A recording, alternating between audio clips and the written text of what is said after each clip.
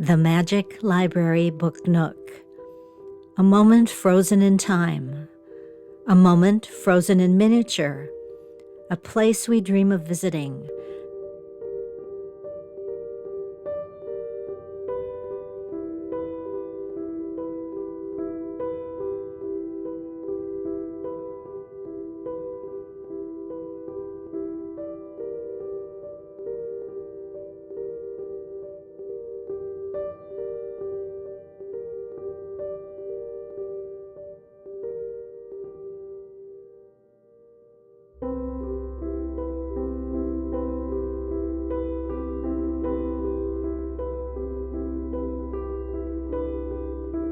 Gently curling into our favorite chair, drawing our slippered feet under us, sipping on a cup of hot tea, and letting the flow of words in our favorite leather-bound book carry us into a dream world.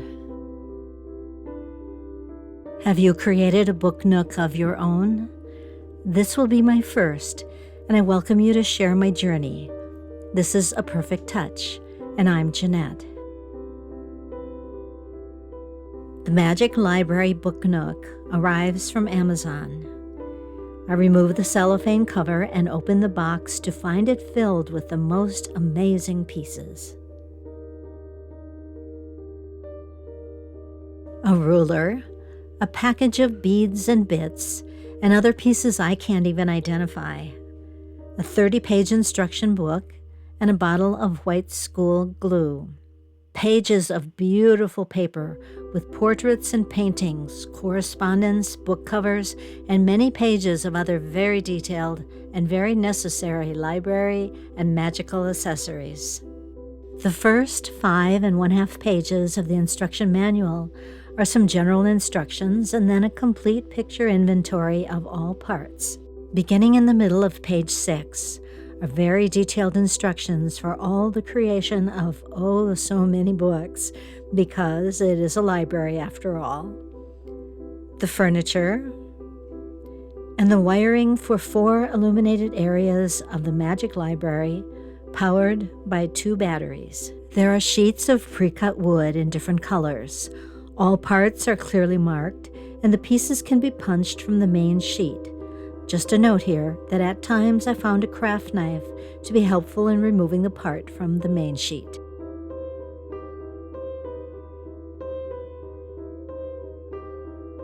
The very first piece I will create of my very first book nook is a tiny book.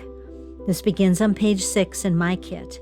It will be an open book with pages folded and glued to a cover so that the pages will fan open. First book finished. Not exactly pretty, but we'll just pretend it is a well-loved and therefore very well-used book. It is the history of magic and may have been a textbook for the owner's classes. Could be. After creating the 9 open books, there are instructions for 4 rolled papers. As I was with the book covers and pages, I'm truly stunned by the detail. My work mat has a 1 by 1 inch grid, which gives you a scale to see how small the pieces are. After cutting the rolls from the pages, I roll them around a dowel and glue them closed. The open books and rolls are complete.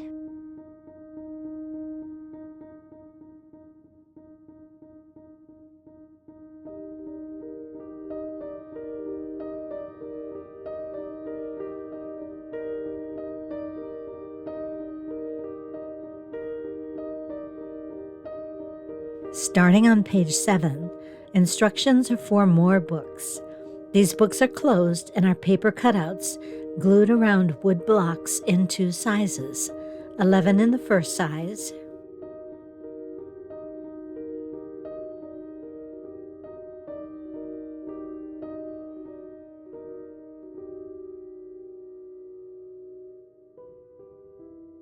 and 12 books with wood blocks in the larger size. Such amazing detail. The larger size books finished. The books are arranged as illustrated and glued as necessary. Now those fabulous books and rolls need a home. Time to begin the first bookcase. The indicated parts are snapped out of the appropriate wood piece. The pieces are fit and glued. The papers are also glued to the edge of the bookcase that will eventually face out to the opening of the book nook. Such a perfect touch. In addition to the books and rolls for this bookcase, there are some metal pieces that will be glued and added. Now on page 8, everything is ready and can be placed on the first bookcase and glued as necessary.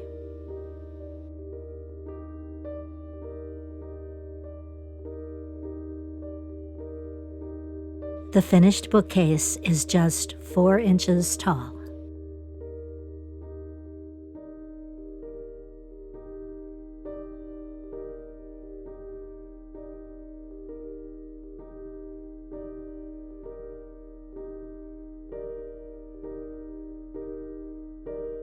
Next are 16 books made from the smaller size wood blocks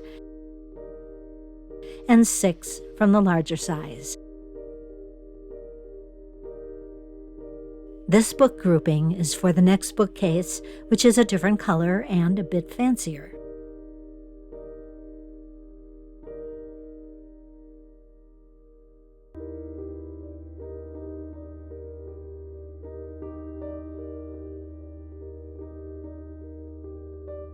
For the next bookcase, the books are made from paper cubes, cut and glued to represent a grouping of books, as well as paper-covered large and small wood blocks. This bookcase has an interesting metal piece, a gold-winged disc. The pieces are prepped and glued. This bookcase is a triple section. At times, snapping the pieces from their wood sheet doesn't work out exactly right, but a bit of glue solves all ills. The 3 sections of the bookcase are complete. The book cubes and books are complete. All other components are gathered. Each section is complete and then attached, ensuring that all pieces on the top of the center section are far enough forward so that the triple section can be flush with the wall during final assembly. Now at page 10.5, there are 3 bookcases filled with wonderful books and interesting metal accessories, and so tiny. Now to page 11 to create a wall shelf with 8 books of different sizes and 1 of the History of Magic open page books.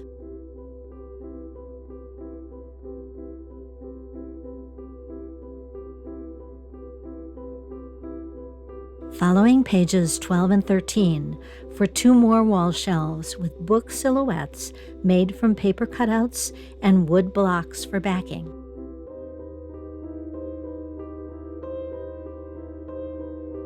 The last wall shelf is a single shelf with supports, 3 small books, and a framed picture with a stand.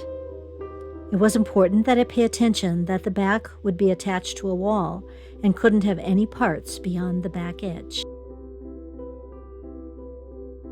On to page 14 to create a 9-drawer supply cabinet, beginning with note cards that have incredible detail, which will be barely visible in the finished book nook, but were worth their own photo.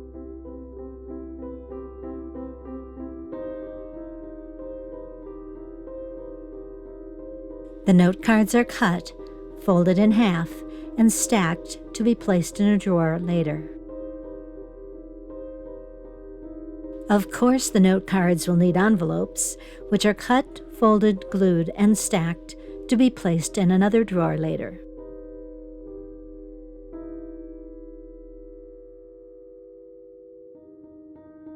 Then there is a collection of, I'm not sure what, but I imagine, since this is a magic library, they might be magic potions brewing. The 9-drawer cabinet has 2 semi-open drawers for the note cards and envelopes, an imaginative piece of furniture leaving one to wonder what treasures are inside the other 7 drawers. A library wouldn't be complete without a writing desk and accessories. Beginning on page 15 are instructions to create a row of books, a feather quill with inkwell, a desk light, and a candle holder and candle. The writing desk begins on page 16, and in addition to the accessories already created, has brass drawer pulls, correspondence, and an envelope, a vase, and a silver teacup. Page 17 gives instructions for a chair for the writing desk and books that have been left in the chair while the reader goes to heat the water for tea. A stack of books that will be on the floor because, as we all know, there is never enough space on the shelves for all the books. A library is also the home for the daily news, and a crate of newspapers is next. Such detail, which will be mostly hidden in the finished book nook, but here to see and enjoy.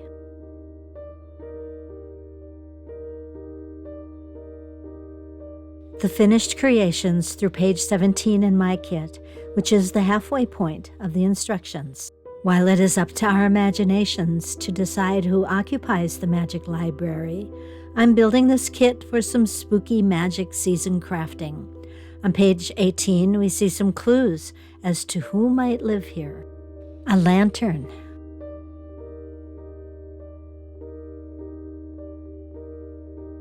A broom.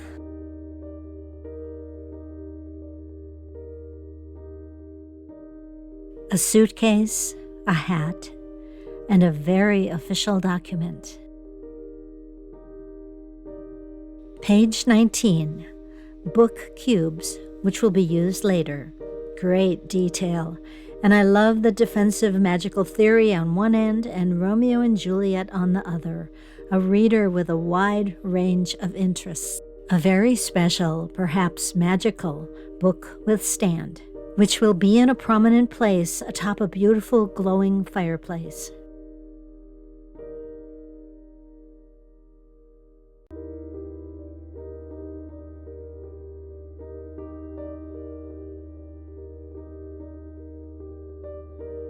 Page 20, a floor vase with rolled maps and posters.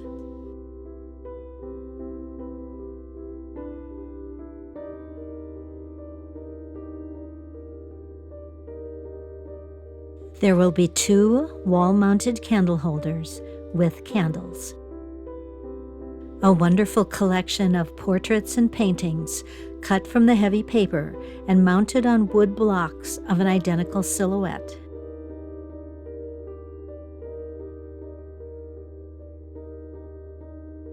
Page 21, a clock, so our reader remembers to eat and sleep. Wall lanterns. 3 for the right wall, 3 for the left. The paper cutout mounts on opposite sides of a wood silhouette. The roof is a beautiful design made of wood backed with a clear piece. The cuttings pop out of the wood, sometimes needing a gentle prodding with a craft knife. Sandpaper included in the kit removes any of the excess wood, and a Sharpie covers any light wood.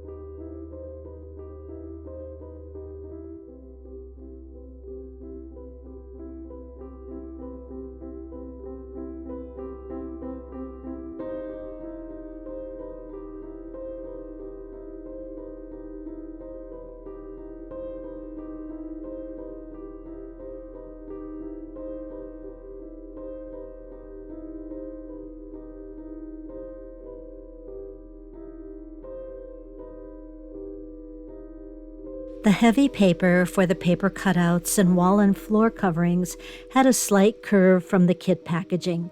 Not a problem for the paper cutouts, but to flatten the larger pieces, I placed heavy books on the pages overnight. Now on page 22, beginning with the upper back wall. Another beautiful detail.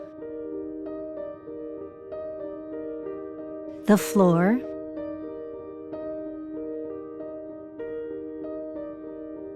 the lower back wall, the left wall and balcony,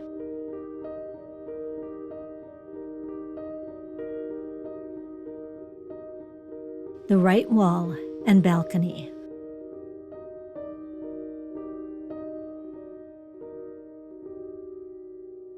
page 23.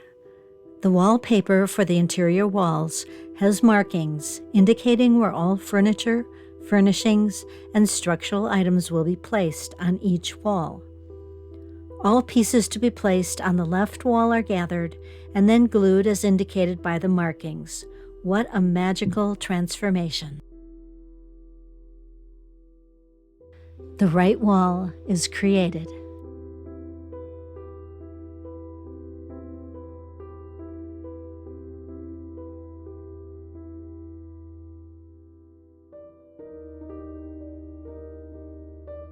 Oops. No matter how careful I try to be, there will be mistakes. I forgot the balcony ends, and we don't want any Book Nook occupants falling off the balcony, do we? The furniture for the upper and lower back walls will be placed during final assembly.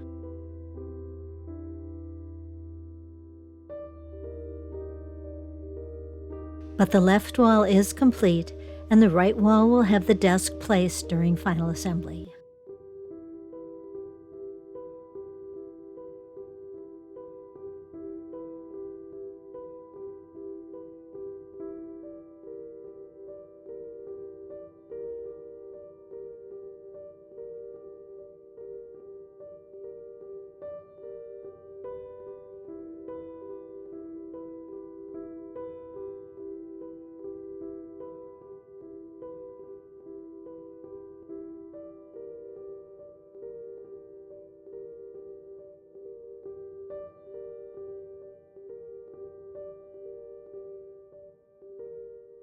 The instructions for wiring begin on page 24.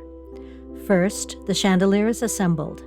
That wasn't as easy as it could have been, as I had mixed up my parts and used a chandelier part for my inkwell. Oh well. While everything didn't always make sense to me, why have a white wire and a red wire, but connect the other white wire to the red and the gray to the white? But there it was, and I followed everything exactly as directed. There was a motion sensor, which connects to the battery box on one end, and to the 4 LED lights on the other end. I scored the insulation on each wire with scissors, very carefully, and I removed 1 centimeter of the insulation for each wire. A shrinkable insulation is threaded over one side of the wires twisted together. The insulation covers the join, and the insulation passed over the heat of a candle flame to shrink. Batteries in. Battery pack activated. Motion sensor activated. Whoa, they work. Page 25 begins the full assembly, beginning with the base piece and a support for the motion sensor. All wiring is positioned toward the right wall. The lower back exterior has an access door with latch for the battery pack.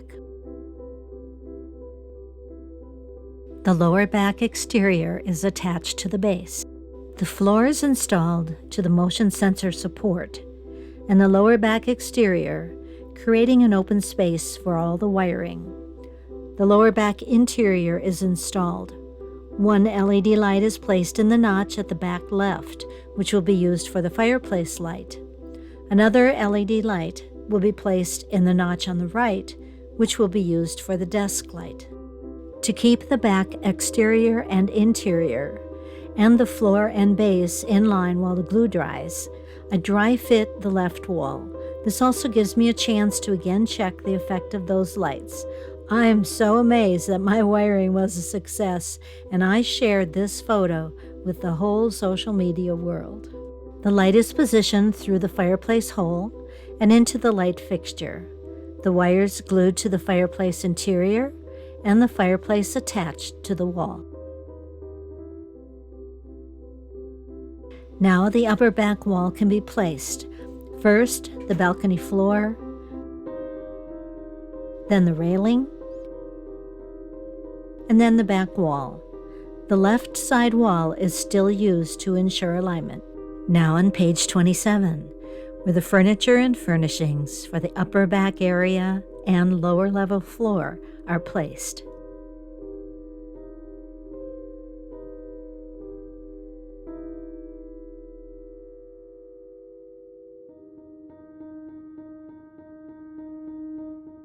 Who knew I could make such a big mess out of such a tiny project? With the base, floor, and back complete, and the lights still working, I can wire the desk light, glue the wires to the inside of the desk, and place the desk with the wires over the notch, and the desk is in the correct position as I've measured on the right wall. With the interior wiring and furniture and furnishings complete, the left wall can be permanently assembled. Still on page 27, the roof supports are installed. There are also the pieces which hold the wiring for the chandelier and back balcony light. First, the rear support. Page 28, the center support, which will hold the chandelier.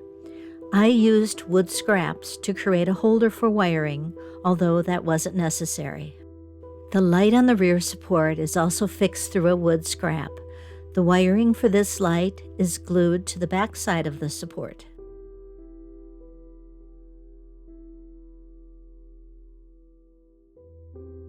To place the center support with the chandelier, I measured the distance between the support wall notches and then glue the chandelier wiring in place alongside the wiring on the rear roof support. Both the center and rear roof supports can now be permanently set in place. Page 28. The wiring is affixed to the back of the inner lower back wall and then through the notch and the excess wire pushed under the floor. Keeping the wiring loose enough for the battery pack, which is between the inner and outer lower walls, and all wires in the large notch on the right side of the floor in the battery pack compartment, and any other wires safely pushed under the floor, the right wall can be permanently placed.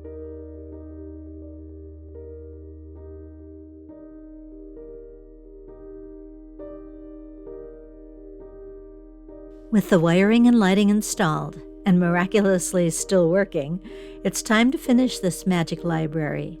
Just inside the front of the book nook are markings for front guides and a front roof support. These are slightly inset to allow space for inserting the dust cover later. The roof sections are placed in their notches to keep everything in place while the glue dries. Page 29. The front of the book nook is in two pieces. The lower section has the hole for the motion sensor. I did not permanently glue the sensor in place to allow myself to move the sensor as necessary when placing the front.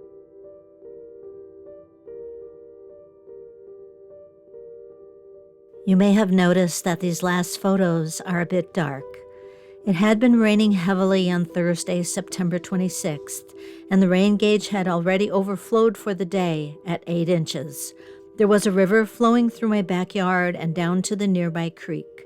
Then on Friday, September 27th, Hurricane Helene churned through the Piedmont and mountains of North Carolina. My power stopped at 8:36 a.m. Eastern Daylight Time that morning. As the days passed without power, and since my farmhouse is supported by a well, that also meant no water. We were without news, but knew that Helene had been devastating, as we had also lost cell service and internet. Fortunately, we had been warned of this potential, and we were prepared with drinking water and canned goods. We received an emergency notice that our power was due to be restored on Friday, October 4th at 11:45 p.m., 1 week and 12 hours after it was lost. We used our solar-powered radio for news of the lake levels and critical dam issues near us. We used candles to save batteries, and the canned goods supplies dwindled to the lesser favorites, now fondly referred to as yams and Spam. The Magic Library Book Nook project became a safe moment in an otherwise stressful time.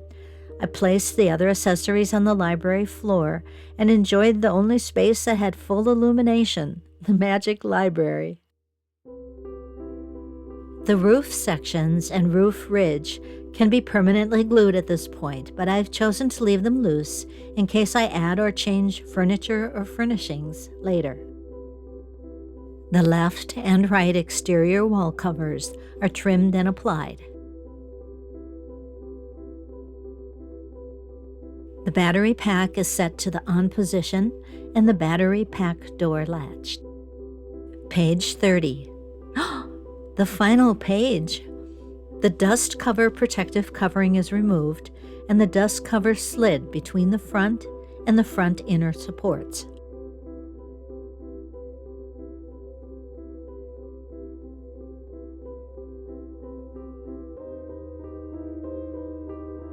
It seems that I'm being reminded that even in the midst of rain and a hurricane, it is still spooky magic season, and Tasha Puppy is usually included in projects with that theme. She has a set of bat wings and loves playing outside with me in my themed costume and her in her themed costume. A miniature German Shepherd dog, colored to match Tasha Puppy, and dressed in bat wings is created and added to the Magic Library Book Nook.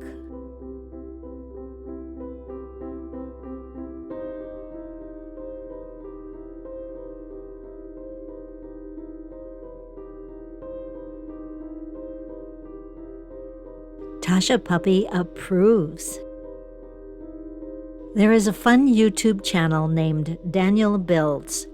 Daniel creates kits and shares those creations in real-time length videos. I had searched for anyone who may have already created the Magic Library Book Nook, and one day YouTube recommended Daniel's channel. The channel has an 11-video playlist for the build of this kit, and I'll link the channel and playlist below for full video of this build. In one video, I noticed a part being added that I had missed, an odd little blue ring just glued to the left wall. So I glued my little blue ring to my wall too, although I'm not sure what it is supposed to be, and it all but disappears in that back corner. With a miniature Tasha Puppy in the Magic Library, I thought it might be fun to have a portrait of us in there as well. There was a scrap piece of wood punched from a bookcase door, and it looked like a perfect frame. I found an old photo that seemed like the right size, photocopied it, and cut a piece for the new frame. A little trim, some glue, and the new portrait has a fun place on the upper balcony covering the almost invisible ring. The Magic Library Book Nook is finished, and here are some photos and video snippets for you on my dresser and on the bookshelf as a nightlight.